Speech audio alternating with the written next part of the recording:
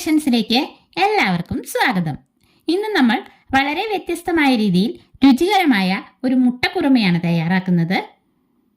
അതിനായിട്ട് നമ്മളിവിടെ ഒരു പാൻ അടുപ്പത്ത് വെച്ച് ചൂടായി വരുമ്പോൾ 2 ടേബിൾ സ്പൂൺ വെളിച്ചെണ്ണ ഒഴിച്ചു കൊടുക്കുന്നുണ്ട്.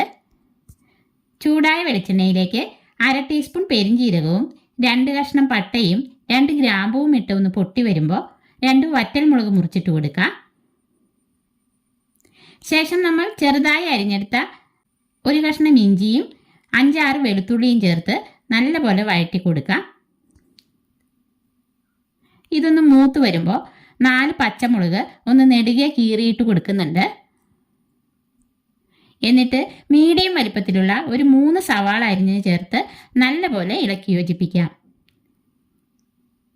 ഇതിലേക്ക് ഉള്ളിക്ക് ആവശ്യമായ ഉപ്പ് കൂടി ചേർത്ത് നല്ലപോലെ വഴറ്റിയെടുക്കാം. ഒരു 1/4 ടീസ്പൂൺ മഞ്ഞൾപ്പൊടി കൂടി ചേർക്കാം. അതിനുശേഷം ഉള്ളിയെല്ലാം നന്നായി വഴണ്ടു വരുന്നവരെ മൂടി വെച്ച് കൊടുക്കാം. ഇടയ്ക്ക് ഇളക്കി കൊടുക്കണം കേട്ടോ.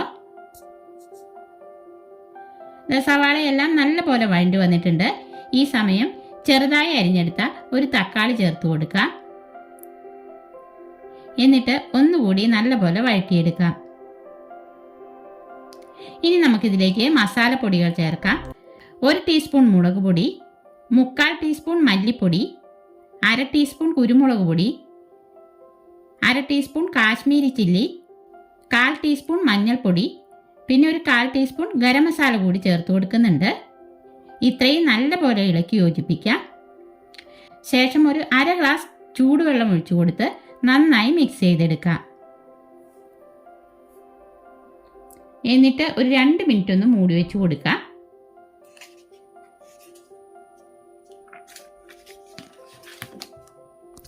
2 മിനിറ്റിന് ശേഷം നമുക്ക് ഈ മസാലയിൽ നിന്ന് 2 ടേബിൾ സ്പൂൺ ഒരു ബൗളിലേക്ക് എടുത്ത് മാറ്റി വയ്ക്കാം.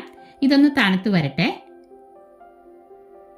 എന്നിട്ട് ബാക്കി മസാലയിലേക്ക് ഒരു 1/4 കപ്പ് വെള്ളം കൂടി ഒഴിച്ച് ലോ ഫ്ലെയിമിലിട്ട് അല്പസമയം അടച്ചു വയ്ക്കാം. ഈ സമയം നമുക്കൊരു അരപ്പ് തയ്യാറാക്കി എടുക്കാം. ഒരു മിക്സി ജാറിലേക്ക് 2 ടേബിൾ സ്പൂൺ തേങ്ങ ചിരകിയത് ചേർത്ത് കൊടുക്കാം. പിന്നെ നമ്മൾ മാറ്റി വെച്ച മസാലയുടെ മിക്സ് ചേർക്കാം. അല്പം മല്ലിയില ചേർക്കാം. ഇതരയാൻ ആവശ്യമായ ഒരു 1/4 കപ്പ് തിളപ്പിച്ചാറിയ വെള്ളം ചേർക്കാം. ഒരു നുള്ള് നല്ല ജീരകവും കൂടി ചേർത്ത് നമുക്കിത് നന്നായി അരച്ചെടുത്തിട്ട് വരാം. ഇതാ നോക്കിയേ, ഒട്ടും തരിയില്ലാതെ നല്ല വെണ്ണ പോലെ അരച്ചെടുത്തോണ്ട് വന്നിട്ടുണ്ട്.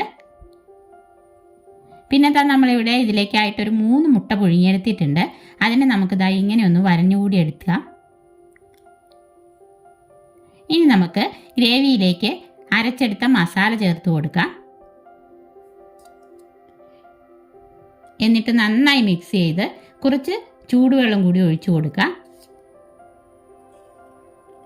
അതിനുശേഷം പുഴുങ്ങി വെച്ചേക്കുന്ന മുട്ട കൂടി ചേർത്ത് മിക്സാക്കി 1-2 മിനിറ്റ് ഒന്ന് മൂടി വെച്ച് കൊടുക്കാം. മൂടി തുറന്ന് അല്പം മല്ലിയില ചേർക്കാം. ഒരു 2 നുള്ള് കസ്തൂരി മേത്തി ഒന്ന് പൊടിച്ച് ചേർക്കുന്നുണ്ട്. ഇത് ഓപ്ഷനിലാണ് കേട്ടോ, ചേർക്കണമെന്ന് നിർബന്ധമൊന്നുമില്ല. ചേർത്താൽ നല്ലൊരു ടേസ്റ്റ് ഉണ്ടാവും. നല്ല കൊഴുത്ത ഗ്രേവിയോട് കൂടിയുള്ള ഒരു കറിയാണിത്.